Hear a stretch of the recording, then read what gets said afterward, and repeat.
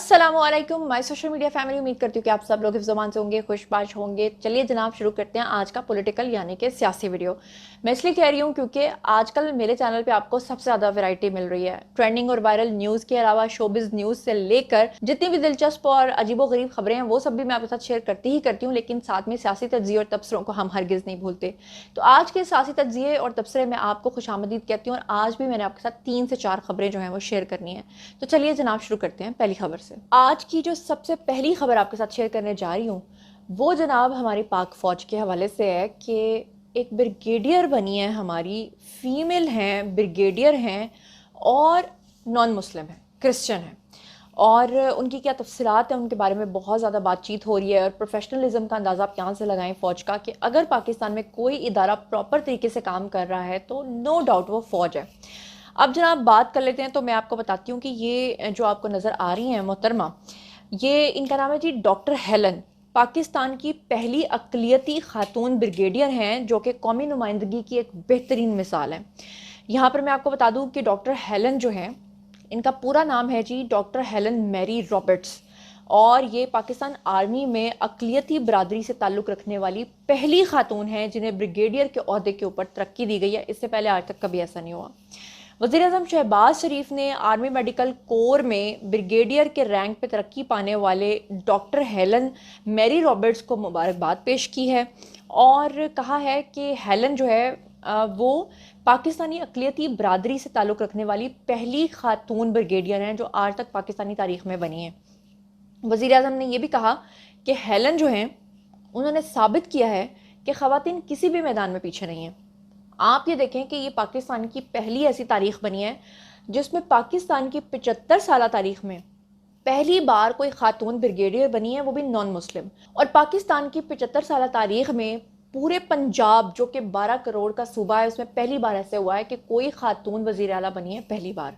इससे पहले मरियम नवाज से पहले कोई भी खातून वज़ीर आला आज तक नहीं बनी। अब जनाब शेयर कर लेती हूँ आपके साथ दूसरी खबर जिसके बारे में इस वक्त सोशल मीडिया पे काफ़ी ज़्यादा वावेला हो रहा है और कहा यह जा रहा है मुबैना तौर पर कि जो PTI के रहनुमा है महमूदुर रशीद, अल्लाह माफ़ करे, कई पेजेस पे तो मैंने ऐसी खबरें भी देखी हैं कि खुदा न खास्ता उनका इंतकाल हो गया है, उनकी डेथ हो गई है।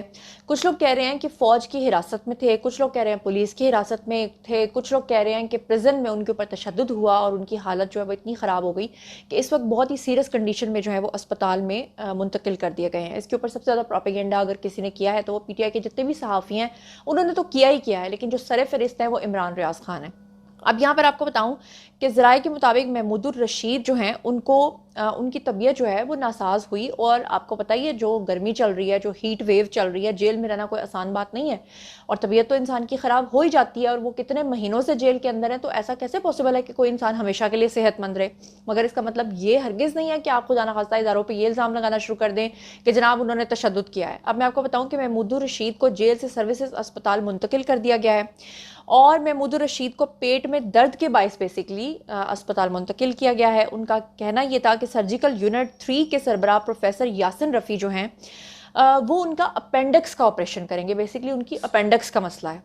और मैं आपको बता दूं कि मियां महमूदुर रशीद जो है वो 9 मई के केस में कैंप जेल के अंदर कैद हैं और उनको अपेंडिक्स का दर्द हुआ है जिसकी वजह से उनका ऑपरेट भी हो जाएगा और इंशाल्लाह वो ठीक भी हो जाएंगे। लेकिन अफसोस के साथ कहना पड़ता है कि उनके ऊपर तशद्दुद की खबरें आ रही हैं, उनके इंतकाल की खबरें आ रही हैं और कहा जा रहा है कि उनको मार दिया गया। तो यहाँ से आप अंदाज़ा कर लें कि हमारे लोग किस तरह के हैं और किस तरह से वो ट्रक की बत्ती के पीछे लग के जो खबर दी जाती है बस उसके पीछे लग के कोई भी कहानी सुना देते हैं। एक और खबर की तरफ चलते हैं और वो मैं आपको बताऊँ कि पूरा दिन सर्कुलेट करती रही और लोगों को उसने बहुत परेशान किया और खुदा न खास्ता कोई एयरलाइन के गिरने की बातें हुई, तबाह होने की बातें हुई, गुम जाने की बातें हुई और बातें हुई कि जी हमारे जो गवर्नर सिंध हैं वो भी उसके अंदर लापता हो गए हैं अपनी फैमिली समेत। तो वो खबर क्या है, उसकी क्या हकीकत और सदाकत है, उसके बारे में आपको बताती हूँ कि बेसिकली कराची से इस्लामाबाद जाने वाली ये जो निजी एयरलाइन थी हमारी, उसकी परवाज़ ने कराची एयरपोर्ट के ऊपर हंगामी लैंडिंग की।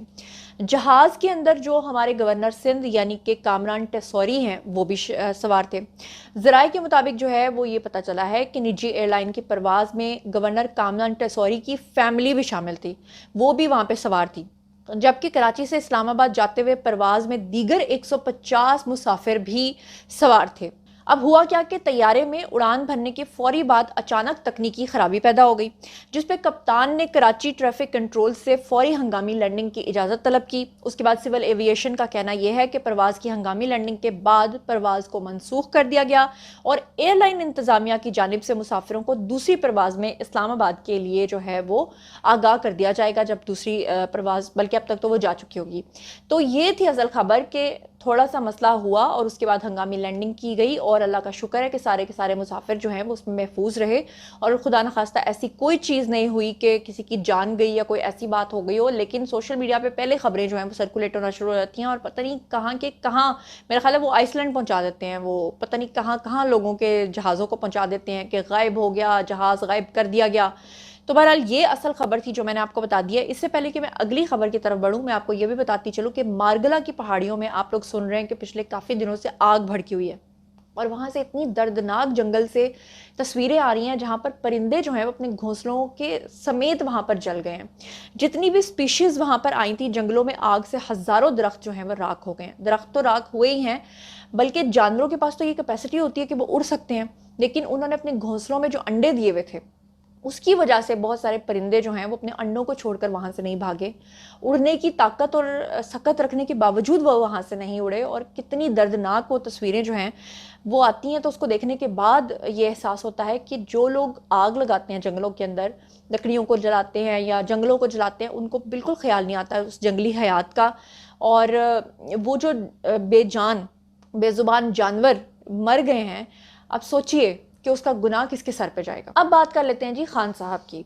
या अल्लाह खैर, ये मैं आपको एक थंबनेल जरा पढ़ के सुना रही हूँ, सुनिएगा। या अल्लाह खैर, खान को जेल में जहर क्वेश्चन मार्क, खान की हालत किस हालत में क्वेश्चन मार्क, अडयाला जेल के बाहर हंगामा, हालात कंट्रोल से बाहर, वीडियो डिलीट होने से पहले ये देख लें।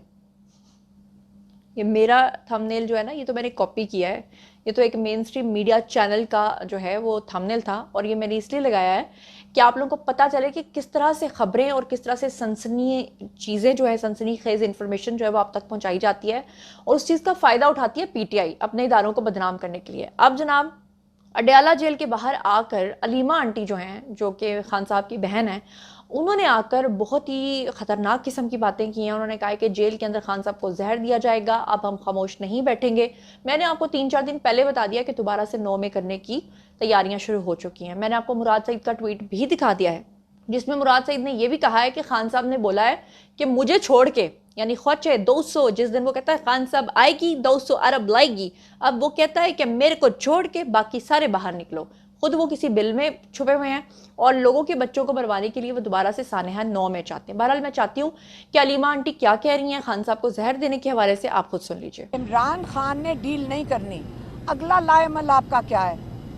हमें उसकी ब्लड टेस्ट इसलिए ले रहे हैं क्योंकि हमें फिक्र है कि आप उनको जहर ना दे दें, लेकिन आप समझ रहे हैं कि हम चुप करके बैठे रहेंगे। हम चुप करके नहीं आप बैठने लगे, अब हम खुद निकलेंगे और कोई हमारे साथ निकलना चाहता है वो ज़रूर निकलेगा। लेकिन ये अब आप हदें क्रॉस कर रहे हैं। जज साहिबान, आप इस पे फैसला दें। आप सबको पता है कि क्या फैसला है, आप सबको पता है कि इमरान खान, देखें इमरान, अब एक तरफ जो है वो खान साहब का मसला बना हुआ है, दूसरी तरफ अलीमा आंटी का मसला बना हुआ है, तीसरी तरफ मैंने आपको बताया था कि लास्ट पेशी के ऊपर बुशरा बीबी ने इमरान खान से बिल्कुल मुलाकात नहीं की थी, बात नहीं की थी। खान साहब बार बार आके उनके पास बैठ रहे थे, वो वहाँ से उठ के जा रही थी, वो नाराज़गी का इजहार कर रही थी, वो किसी से बातचीत नहीं कर रही थी। फिर उससे पहले खावर मानिका जब जेल के अंदर गए तो आपने देखा अदालत के अंदर उनको, अदालत की प्रेमिसेस में उनको जो है वो मुक्का पड़ गया, उनके ऊपर हमला कर दिया पीटीआई के लोगों ने। यानी पीटीआई के लोग किसी तौर पे भी बाज नहीं आ रहे। अब पीटीआई का जो ऑफिशियल ट्विटर हैंडल है, आप जरा वहाँ पे जाके देखिए कि उन्होंने सबसे ऊपर कौन सी वाली पोस्ट अपनी जो है ना वो पिन की हुई है, वो शेख मुजीबुर रहमान के हवाले से की हुई है, बांग्लादेश के हवाले से। और जब उनसे पूछा जाता है, जब वो टेलीविजन प्रोग्राम्स में शिरकत करते हैं या जब वो कहीं आते हैं प्रेस के सामने और उनसे पूछा जाता है कि आप शेख मुजीबुर रहमान को, जो कि गद्दार था, हीरो बनाने की कोशिश क्यों कर रहे हैं, तो वो कहते हैं हमारा तो कोई ताल्लुक ही नहीं इस चीज से। और जब उनसे ये पूछा जाता है कि आपका पीटीआई का ऑफिशियल ट्विटर हैंडल कौन यूज कर रहा है, तो कहते हैं कि वो तो अमेरिका से ऑपरेट होता है। लेकिन जब पूछा जाता है कि आपकी हुकूमत कौन गिरा रहा है, तो कहते हैं वो तो अमेरिका ने गिरा दी है। और जब पूछा जाता है कि आप मदद किससे तलब करना चाहते हैं, तो कहते हैं हम अमेरिका से चाहते हैं। यानी कि मेरी समझ से बाहर है कि जो लोग उनके फॉलोअर हैं वो यहाँ से पागल हैं, पैदल हैं, वो क्या हैं, मेरी समझ से बाहर है। आप जनाब पिछले काफ़ी दिनों से इन्होंने शोर मचाया हुआ था कि जी जलसा जलसा जलसा होना चाहिए, जलसे की इनको इजाज़त मिली, कुछ शराइत थी। अब जलसा ना कराने पे इख्तलाफात शुरू हो चुके हैं और पीटीआई की कोर कमेटी इजलास में रहनुमाओं के दरमियान सख्त जुमला का तबादला हुआ है, बल्कि यहाँ तक कि मुझे पता चला है कि यहाँ पर धक्कम पेल भी हुई है और एक दूसरे को थप्पड़ भी मारे गए। ये क्या मामला हैं, ये भी मैं आपके सामने खोल के रख देती हूँ कि तहरीक इंसाफ की मरकजी क़यादत के दरमियान इख्तलाफात जो हैं वो खुल के सामने आ गए हैं। क्या मामला हैं आपको बताती हूँ। ज़राए के मुताबिक कोर कमेटी इजलास में बाज़ रहनुमाओं ने जलसे और कन्वेंशन ना कराने पर शदीद रद्द-ए-अमल का इजहार किया और इजलास में पार्टी की मरकजी क़यादत के दरमियान सख्त जुमलों का तबादला हुआ। ज़राए का कहना यह है कि पीटीआई के प्लेटफॉर्म से जलसों का ऐलान ना होने पर बाज़ रहनुमाओं ने शदीद तहफ़्फ़ुज़ात का इजहार किया। बाज़ रहनुमाओं ने यह तजवीज़ दी कि पीटीआई का प्लेटफॉर्म इस्तेमाल नहीं करना तो अपोजिशन इत्तेहाद का नाम इस्तेमाल किया जाए। ज़राए के मुताबिक ये बातें भी पता चली हैं कि क़यादत के इख्तलाफात के बायस सवात और मानसहरा के जो जलसे हैं पेशावर कन्वेंशन ऐलान के बावजूद नहीं हो सका और खैबर पख्तूनख्वा के अरकान असम्बली और पार्टी ने जलसा ना करने पर फंड्स की अदम दस्तियाबी का बहाना भी बनाकर उसको ख़त्म करा दिया, क्योंकि कहा तो जा रहा है कि जी हम करेंगे जलसे, लेकिन क़यादत को पता है कि अब की बार अगर हमने कोई वो हरकत की और जो खान साहब हमें जेल से एक ऑर्डर तो पास कर देते हैं, लेकिन अगर उसके ऊपर हमने अमल कर लिया तो हमारा क्या हशर नशर हो जाएगा। सिंध की पार्टी क़यादत ने भी कराची में जलसा करवाने से मुतल्लिक मुश्किलात का इजहार किया और जलसा जो है वो महमूद खान अचकज़ई की क़यादत में अपोजिशन इत्तेहाद के प्लेटफॉर्म से करवाने की तजवीज़ जो है वो दी गई है। बहरहाल आज का वीडियो यहीं तक। बारी है जी आप लोगों की, आइए कमेंट सेक्शन में और बताइए कि इन तमाम खबरों के बारे में आप क्या सोचते समझते हैं। जो कुछ भी आप सोचते समझते हैं शेयर कीजिएगा। मज़ीद खबरें, व्लॉग्स, इंटरव्यूज़ और सियासी तज़किरे जानने के लिए मेरे साथ कनेक्टेड रहना हरगिज़ मत भूलिएगा। अपना बहुत बहुत ख्याल रखिएगा। अल्लाह ने के बाद।